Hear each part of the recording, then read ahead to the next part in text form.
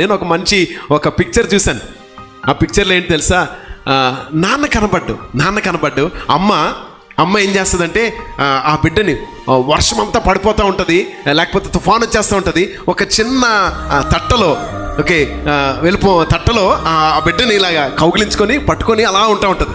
Okay, ఆ గొడుగు వేసుకొని చాలా కష్టపడి ఆ బిడ్డ ఏమో అమ్మ ముఖం అలా చూస్తూ ఉంటాడు. ఓకే, ఆ బిడ్డ అమ్మ ముఖం కిందనేమో వరదలు వెళ్ళిపోతూ ఉంటాయి. ఒక తట్టలా ఉంటుంది, మీకు అర్థమవుతుంది కదా, ఒక చిన్న బుట్టలా ఉంటుంది. సో బిడ్డని ఇలాగా ఎత్తుకొని ఇలాగ ఉంటుంది. పైనుంచి వర్షం పడుతూ ఉంటే బిడ్డని ఇలాగ ఎత్తుకొని గొడిగలా పట్టుకొని ఉంటుంది. ఆ తట్ట నాన్న ఎక్కడ ఉండడు.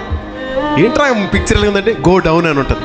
కిందన ఆ వరదలో ఆ తట్ట నాన్న నెత్తి మీద ఎత్తుకొని నడుస్తూ ఉంటాడు. ఆ picture that mood me so much. వాడికి ఎప్పుడు ఇంక నాన్న కనపడ్డా వర్షంలో. మీకు అర్థమైందా? వాడికి ఎప్పుడు నాన్న కనపడ్డు వర్షంలో. అమ్మే కనబడుతుంది, గొడిగే కనబడుతుంది. కానీ కింద బురదలో నాన్న ఏం చేస్తాడంటే అది పట్టుకొని ఎవరు చేశారో ఆ పెయింటింగ్ నాకు తెలియదు, కానీ ఒక 1 week బ్యాక్ చూసాను అనుకుంటా. I really felt there are many fathers, may not be all, but there are some fathers were really doing like this. అందరు తండ్రులు ఎలా ఉన్నారేమో నాకు తెలియదు, కానీ కొంతమంది తండ్రులు ఎలాగే ఉన్నారు. వాళ్ళని బట్టి దేవునికి మహిమ కలుగుని గాక.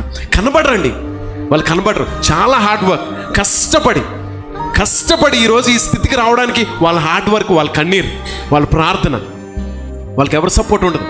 వస్తారు అంతే, అలా కష్టపడి వస్తారు. సో అందుకనే తండ్రి ఇచ్చే భరోసా చాలా గొప్పగా ఉంటుంది. భయపడొద్దు. సో ఒకవేళ ఈ లోకానుసారమైన తండ్రి లేకపోతే మనకు పరమ తండ్రి ఉన్నాడు. ఆయన్ని బట్టి కూడా ఎలాగే ఆనందిద్దాం. హల్లెలూయా.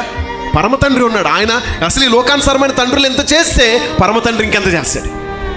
పరమ తండ్రి ఇంకెంత చేస్తున్నాడు మీకు తెలియదు. ఆయన కనబడకుండా ఈ లోకానుసారమైన తండ్రి ఆ బురదలో అలా నడుచుకొని ఆ బుట్ట పట్టుకొని వెళ్తే పరమ తండ్రి ఇంకెంత అద్భుతమైనటువంటి కార్యాలు చేస్తాడో ఆలోచించి. That is what father's heart is. అందుకని తల్లిదండ్రులను సన్మానింపుము.